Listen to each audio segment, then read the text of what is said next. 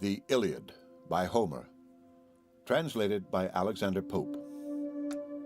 Book 22, Argument, The Death of Hector. The Trojans being safe within the walls, Hector only stays to oppose Achilles. Priam is struck at his approach and tries to persuade his son to re-enter the town. Hecuba joins her entreaties, but in vain. Hector consults within himself what measures to take, but at the advance of Achilles, his resolution fails him and he flies. Achilles pursues him thrice around the walls of Troy. The gods debate concerning the fate of Hector. At length Minerva descends to the aid of Achilles. She deludes Hector in the shape of Deiphobus. He stands the combat and is slain. Achilles drags the dead body at his chariot in the sight of Priam and Hecuba. Their lamentations, tears, and despair. Their cries reach the ears of Andromache, who, ignorant of this, was retired into the inner part of the palace. She mounts up to the walls and beholds her dead husband. She swoons at the spectacle, her excess of grief and lamentation. The 30th day still continues. The scene lies under the walls and on the battlements of Troy. Thus to their bulwarks, smit with panic fear, the herded Ilians rush like driven deer. They are safe, they wipe the briny drops away, and drown in bowls the labors of the day. Close to the walls, advancing o'er the fields, beneath one roof of well-compacted shields, march bending on the Greeks' embodied powers, far stretching in the shade of Trojan towers. Great Hector singly stayed, chained down by fate. There, fixed he stood before the Scaean gate. Still his bold arms determined to employ, the guardian still of long-defended Troy. Apollo now to tired Achilles turns. The power confessed in all his glory burns. And what, he cries, has Peleus' son in view, with mortal speed a godhead to pursue? For not to thee to know the gods is given, unskilled to trace the latent marks of heaven. What boots thee now that Troy forsook the plain? Vain thy past labor and thy present vain. Safe in their walls are now her troops bestowed, while here thy frantic rage attacks a god. The chief incensed, too partial god of day, to check my conquests in the middle way, how few an Ilion else had refuge found. What gasping numbers now had bit the ground, thou robbest me of a glory justly mine, powerful of godhead, not of fraud divine, mean fame, alas, for one of heavenly strain, to cheat a mortal who repines in vain. Then, to the city terrible and strong, with high and haughty steps he towered along, so the proud courser, victor of the prize, to the near goal with double ardor flies. Him, as he blazing shot across the field, the careful eyes of Priam first beheld. Not half so dreadful rises to the sight. Through the thick gloom of some tempestuous night, Orion's dog, the year when autumn weighs, and o'er the feebler stars exerts his rays, terrific glory, for his burning breath taints the red air with fevers, plagues, and death. So flamed his fiery mail. Then wept the sage. He strikes his reverend head, now white with age. He lifts his withered arms, obtests the skies. He calls his much-loved son with feeble cries. The son, resolved Achilles forced to dare, full at the Scaean gates expects the war, while the sad father on the rampart stands, and thus adjures him with extended hands. Ah, stay not, godless and alone, Hector, my loved, my dearest, bravest son. Methinks already I behold thee slain, and stretched beneath that fury of the plain. Implacable Achilles, mightest thou be to all the gods no dearer than to me. Thee vultures wild should scatter round the shore, and bloody dogs grow fiercer from thy gore. How many valiant sons I late enjoyed, valiant in vain, by thy cursed arm destroyed, or worse than slaughtered, sold in distant isles to shameful bondage and unworthy toils. Two, while I speak, my eyes in vain explore. Two from one mother sprung, my Polydor, and loved Lycaon, now perhaps no more. Oh, if in yonder hostile camp they live, what heaps of gold, what treasures would I give! Their grandsire's wealth, by right of birth their own, consigned his daughter with Lelicia's throne. But if, which heaven forbid, already lost, all pale they wander on the Stygian coast, what sorrows then must their sad mother know?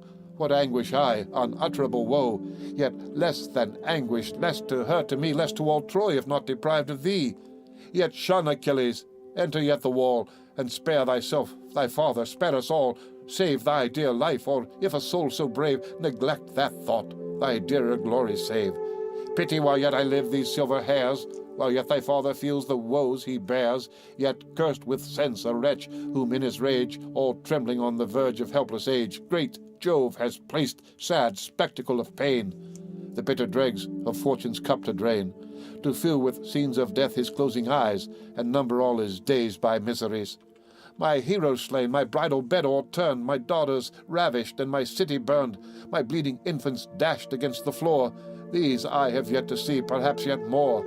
Perhaps even I, reserved by angry fate, the last sad relic of my ruined state.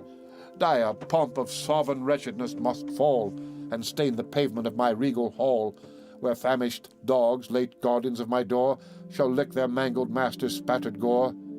Yet for my sons I thank ye gods, 'tis well. Well have they perished, for in fight they fell. Who dies in youth and vigor dies the best, struck through with wounds all honest on the breast. But when the fates in fullness of their rage spurn the hoar head of unresisting age, in dust the reverend lineaments deform, and pour to dogs the lifeblood scarcely warm, this is misery, the last, the worst, that man can feel, man fated to be cursed. He said, and acting what no words could say, rent from his head the silver locks away. With him the mournful mother bears a part, yet all her sorrows turn not Hector's heart. The zone unbraced her bosom she displayed, and thus, fast falling the salt tears, she said, Have mercy on me, O my son! Revere the words of age, attend a parent's prayer. If ever thee in these fond arms I pressed, or stilled thy infant clamours at this breast, do not thus our helpless years forego, but by our walls secured repel the foe. Against his rage if singly thou proceed, shouldst thou, but heaven avert it, shouldst thou bleed, nor must thy corse lie honoured on the bier, nor spouse nor mother grace thee with a tear. Far from our pious rites, those dear remains must feast the vultures on the naked plains. So they, while down their cheeks the torrents roll, but fixed remains the purpose of his soul. Resolved he stands, and with a fiery glance expects the hero's terrible advance. So, rolled up in his den, the swelling snake beholds the traveller approach the brake. When fed with noxious herbs, his turgid veins have gathered half the poisons of the plains. He burns, he stiffens with collected ire, and his red eyeballs glare with living fire. Beneath a turret on his shield reclined, he stood, and questioned thus his mighty mind. Where lies my way? To enter in the wall, honour and shame the ungenerous thought recall. Shall proud Polydamas before the gate proclaim his counsels are obeyed too late, which timely followed but the former night? What numbers had been saved by Hector's flight? That wise advice rejected with disdain, I feel my folly and my people slain. Methinks my suffering country's voice I hear, but most her worthless sons insult my ear. On my rash courage charge the chance of war, and blame those virtues which they cannot share. No, if I e'er return I must, glorious, my country's terror laid in dust. Or if I perish, let her see me fall, in field at least, and fighting for her wall. And yet suppose these measures I forego, approach unarmed, and parley with the foe. The warrior shield, the helm and lance lay down, and treat on terms of peace to save the town. The wife withheld, the treasure ill detained, cause of the war and grievance of the land, with honourable justice to restore, and add hath Ilian's yet remaining store, which Troy shall, sworn, produce, that injured Greece may share our wealth, and leave our walls in peace. But why this thought? Unarmed, if I should go, what hope of mercy from this vengeful foe? But woman-like to fall, and fall without a blow? We greet not here as man conversing man met at an oak, or journeying o'er a plain. No season now for calm familiar talk. Like youths and maidens in an evening walk, ward is our business, but to whom is given to die or triumph, that determine heaven. Thus pondering, like a god, the Greek drew nigh. His dreadful plumage nodded from on high. The Pelian javelin in his better hand shot trembling rays that glittered o'er the land, and on his breast the beamy splendor shone like Jove's own lightning or the rising sun. As Hector sees unusual terrors rise, struck by some god he fears, recedes and flies. He leaves the gates, he leaves the wall behind. Achilles follows like the winged wind. Thus, at the panting dove a falcon flies, the swiftest racer of the liquid skies, just when he holds or thinks he holds his prey. Obliquely wheeling through the aerial way, with open beak and shrilling cries he springs, and aims his claws and shoots upon his wings.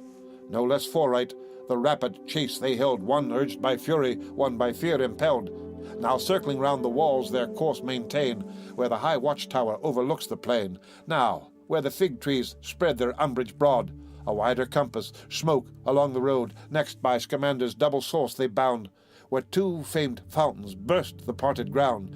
This, hot through scorching clefts, is seen to rise, with exhalation streaming to the skies, that the green banks in summer's heat o'erflows, like crystal clear and cold as winter snows. Each gushing fount a marble cistern fills, whose polished bed receives the falling rills, where Trojan dames, ere yet alarmed by Greece, washed their fair garments in the days of peace.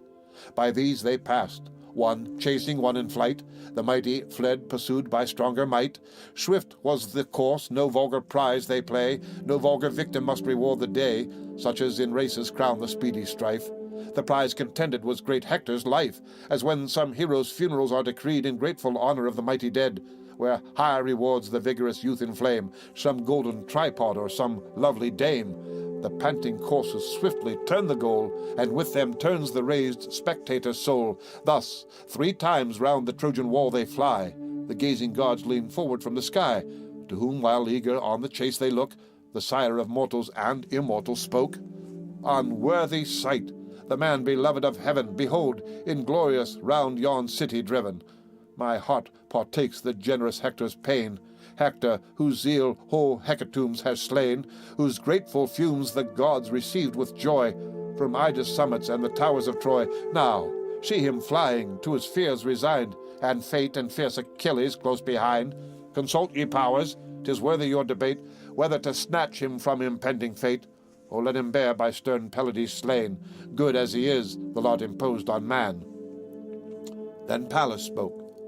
Shall he whose vengeance forms the forky bolt and blackens heaven with storms, shall he prolong one Trojan's forfeit breath, a man, a mortal preordained to death, and will no murmurs fill the courts above, no gods indignant blame their partial Jove? Go then, returned the sire without delay, exert thy will. I give the fates their way. Swift at the mandate pleased Tritonia flies, and stoops impetuous from the cleaving skies, as through the forest o'er the vale and lawn the well-breathed beagle drives the flying fawn. In vain he tries the covert of the brakes, or deep beneath the trembling thicket shakes, sure of the vapor and the tainted dews. The certain hound his various maze pursues. Thus, step by step, where'er the Trojan wheeled, there swift Achilles compassed round the field. Oft, as to reach the Dardan gates he bends, and hopes the assistance of his pitying friends, whose showering arrows as he coursed below from the high turrets might oppress the foe. So oft Achilles turns him to the plain. He eyes the city, but he eyes in vain. As men in slumber seem with speedy pace, one to pursue and one to lead the chase, their sinking limbs the fancied course forsake. Nor this can fly, nor that can overtake, no less the labouring heroes pant and strain, while that but flies and this pursues in vain. What god, O Muse, assisted Hector's force with fate itself so long to hold the course? Phoebus it was, who in his latest hour endued his knees with strength, his nerves with power, and great Achilles, lest some Greeks advance, should snatch the glory from his lifted lance, signed to the troops to yield his foe the way, and leave untouched the honours of the day. Jove lifts the golden balances that show the fates of mortal men and things below. Here each contending hero's lot he tries, and weighs with equal hand their destinies. Lo, sinks the scale surcharged with Hector's fate. Heavy with death it sinks, and hell receives the weight. Then Phoebus left him. Fierce Minerva flies to stern Pelides, and triumphing cries, O loved of Jove, this day our labours cease, and conquest blazes with full beams on Greece. Great Hector falls. That Hector, famed so far, drunk with renown insatiable of war, falls by thy hand and mine. Nor force nor flight shall more avail him, nor his god of light. See, where in vain he supplicates above, rolled at the feet of unrelenting Jove. Rest here, myself will lead the Trojan on, and urge to meet the fate he cannot shun.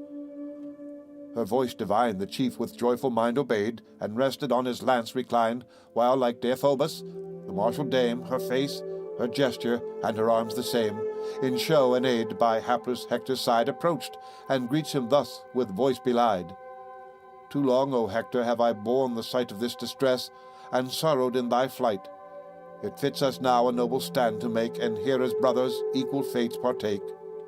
Then he, O prince, allied in blood and fame, dearer than all that own a brother's name, of all that Hecuba to Priam bore, long tried, long loved, much loved, but honoured more. Since you, of all our numerous race alone, defend my life regardless of your own. Again the goddess. Much my father's prayer and much my mother's pressed me to forbear. My friends embraced my knees, adjured my stay, but stronger love impelled and I obey. Come then, the glorious conflict let us try. Let the steel sparkle and the javelin fly, or let us stretch Achilles on the field, or to his arm our bloody trophies yield.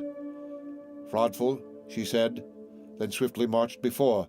The Dardan hero shuns his foe no more. Sternly they met. The silence Hector broke. His dreadful plumage nodded as he spoke. Enough, O son of Peleus. Troy has viewed her walls thrice circled and her chief pursued. But now some god within me bids me try thine or my fate. I kill thee or I die. Yet on the verge of battle let us stay, and for a moment's space suspend the day. Let heaven's high powers be called to arbitrate the just conditions of this stern debate. Eternal witnesses of all below, and faithful guardians of the treasured vow, to them I swear, if victor in the strife, Jove by these hands shall shed thy noble life. No vile dishonor shall thy course pursue, stripped of its arms alone the conqueror's due. The rest to Greece uninjured I'll restore. Now plight thy mutual oath, I ask no more. Talk not of oaths, the dreadful chief replies, while anger flashed from his disdainful eyes. Detested as thou art and ought to be, nor oath nor pact Achilles plights with thee. Such pacts as lambs and rabid wolves combine, such leagues as men and furious lions join, to such I call the gods, one constant state of lasting rancor and eternal hate, no thought but rage, and never-ceasing strife, till death extinguish rage and thought and life. Rouse then thy forces this important hour, collect thy soul and call forth all thy power. No further subterfuge, no further chance, 'tis Pallas. Pallas gives thee to my lance. Each Grecian ghost, by thee deprived of breath, now hovers round and calls thee to thy death. He spoke, and launched his javelin at the foe, but Hector shunned the meditated blow. He stooped, while o'er his head the flying spear sang innocent, and spent its force in air. Minerva watched it falling on the land, then drew and gave to great Achilles' hand, unseen of Hector, who, elate with joy, now shakes his lance and braves the dread of Troy. The life you boasted to that javelin given, prince, you have missed. My fate depends on heaven. To thee, presumptuous as thou art, unknown, or what must prove my fortune or thy own. Boasting is but an art, our fears to blind, and with false terrors sink another's mind. But know, whatever fate I am to try, by no dishonest wound shall Hector die. I shall not fall a fugitive at least. My soul shall bravely issue from my breast. But first, try thou my arm, and may this dart end all my country's woes, deep buried in thy heart. The weapon flew, its course unerring held, unerring, but the heavenly shield repelled the mortal dart, resulting with a bound from off the ringing orb. It struck the ground. Hector beheld his javelin fall in vain, nor other lance nor other hope remain. He calls Deiphobus, demands a spear, in vain, for no Deiphobus was there. All comfortless he stands, then with a sigh, "'Tis so. Heaven wills it, and my hour is nigh. I deemed Deiphobus had heard my call, but he secure lies guarded in the wall. A god deceived me, Pallas. 'Twas thy deed. Death and black fate approach. 'Tis I must bleed. No refuge now, no succor from above. Great Jove deserts me, and the son of Jove, propitious once and kind. Then welcome, fate. 'Tis true I perish, yet I perish great. Yet in a mighty deed I shall expire. Let future ages hear it and admire." Fierce at the word his weighty sword he drew, and all collected on Achilles flew. So Jove's bold bird, high balanced in the air, stoops from the clouds to trust the quivering hair, nor less Achilles his fierce soul prepares. Before his breast the flaming shield he bears, refulgent orb, above his fourfold cone. The gilded horsehair sparkled in the sun, nodding at every step, Vulcanian frame. And as he moved, his figure seemed on flame, as radiant Hesper shines with keener light, far beaming o'er the silver host of night, when all the starry train emblazed the sphere. So shone the point of great Achilles' spear. In his right hand he waves the weapon round, eyes the whole man, and meditates the wound. But the rich mail Patroclus lately wore securely cased the warrior's body, or one space at length he spies, to let in fate where twixt the neck and throat the jointed plate gave entrance. Through that penetrable part furious he drove the well-directed dart, nor pierced the windpipe yet, nor took the power of speech. Unhappy from the dying hour, Prone on the field the bleeding warrior lies, while thus triumphing stern Achilles cries, "At last is Hector stretched upon the plain, who feared no vengeance for Patroclus slain. Then, Prince, you should have feared what now you feel. Achilles absent was Achilles still, yet a short space the great avenger stayed, then low in dust thy strength and glory laid. Peaceful he sleeps, with all our rights adorned, forever honored and forever mourned, while cast to all the rage of hostile power, thee birds shall mangle and the gods devour." Then Hector, fainting at the approach of death, "By thy own soul, by those who gave thee breath, by all the sacred prevalence of prayer, oh, leave me not for Grecian dogs to tear. The common rites of sepulture bestow, to soothe a father and a mother's woe. Let their large gifts procure an urn at least, and Hector's ashes in his country rest." "No, wretch accursed," relentless he replies. Flames as he spoke shot flashing from his eyes. "Not those who gave me breath should bind me spare, nor all the sacred prevalence of prayer could I myself the bloody banquet join. No, to the dogs that carcass I resign. Should Troy to bribe me bring forth all her store, and giving thousands offer thousands more, should Dardan, Priam, and his weeping dame drain their whole realm to buy one funeral flame, there Hector on the pile they should not see, nor rob the vultures of one limb of thee." Then thus the chief his dying accents drew, "Thy rage implacable too, well I knew, the furies that relentless breast have steeled, and cursed thee with a heart that cannot yield. Yet think a day will come when fate's decree and angry gods shall wreak this wrong on thee. Phoebus and Paris shall avenge my fate, and stretch thee here before the Scaean gate." He ceased. The fates suppressed his laboring breath, and his eyes stiffened at the hand of death. To the dark realm the spirit wings its way, the manly body left a load of clay, and plaintive glides along the dreary coast, a naked, wandering, melancholy ghost. Achilles, musing as he rolled his eyes o'er the dead hero, thus unheard replies, "Die thou the first. When Jove and heaven ordain, I follow thee," he said, and stripped the slain. Then, forcing backward from the gaping wound the reeking javelin, cast it on the ground. The thronging Greeks behold with wondering eyes his manly beauty and superior size, while some, ignobler, the great dead deface with wounds ungenerous or with taunts disgrace. How changed that Hector who, like Jove of late, sent lightning on our fleets and scattered fate.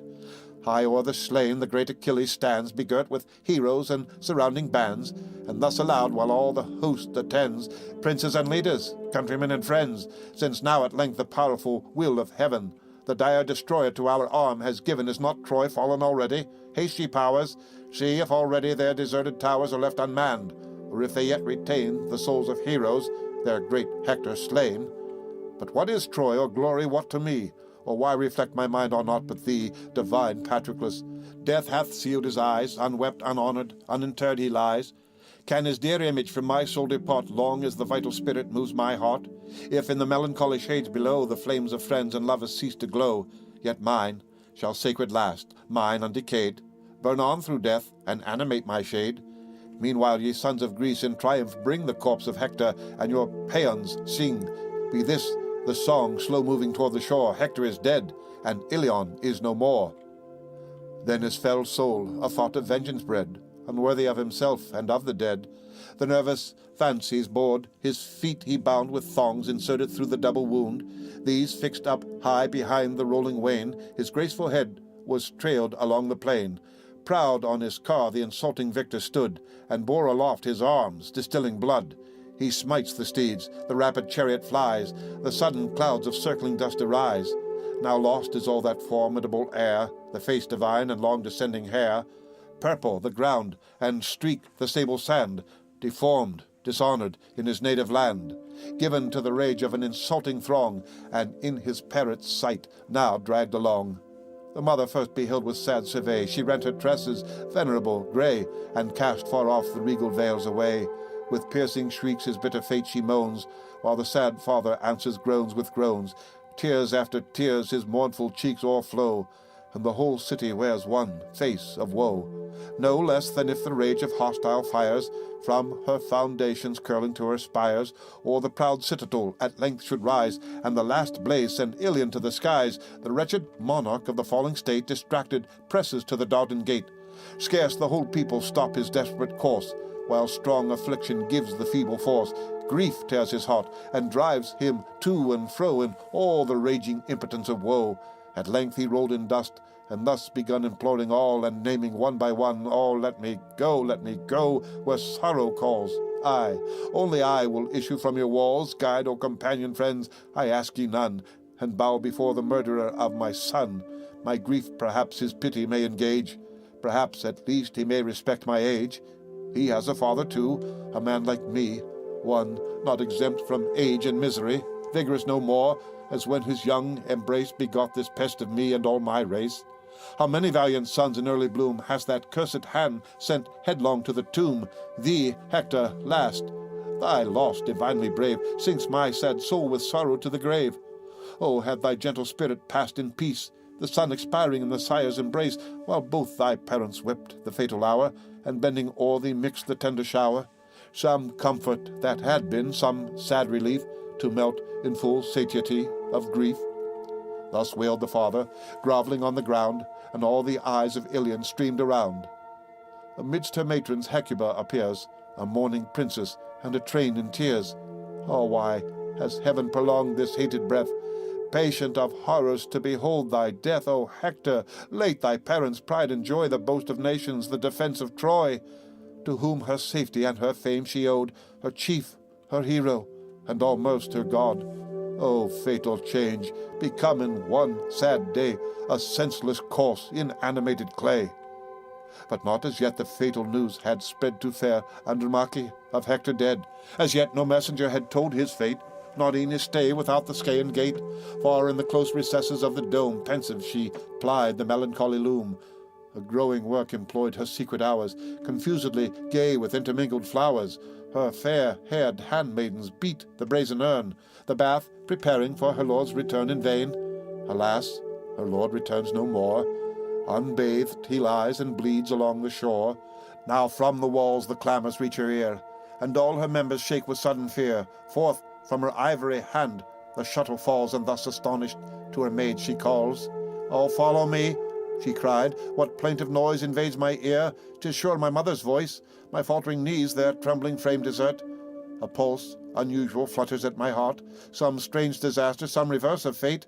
Ye gods, avert it, threatens the Trojan state. For be the omen which my thoughts suggest. But much I fear my Hector's dauntless breast confronts Achilles, chased along the plain, shut from our walls. I fear him slain. Safe in the crowd he ever scorned to wait, and sought for glory in the jaws of fate. Perhaps that noble heat has cost his breath, now quenched forever in the arms of death." She spoke, and furious, with distracted pace, fears in her heart and anguish in her face, flies through the dome. The maids her steps pursue, and mounts the walls and sends around her view. Too soon her eyes the killing object found, the godlike Hector dragged along the ground. A sudden darkness shades her swimming eyes. She faints, she falls, her breath, her colour flies. Her hair's fair ornaments, the braids that bound, the net that held them, and the wreath that crowned, the veil and diadem, flew far away, the gift of Venus on her bridal day. Around a train of weeping sisters stands, to raise her sinking with assistant hands. Scarce from the verge of death recalled again she faints, or but recovers to complain. O wretched husband of a wretched wife, born with one fate to one unhappy life! For sure one star its baneful beam displayed on Priam's roof and Hippoplastia's shade. From different parents, different climes we came, at different periods, yet our fate the same.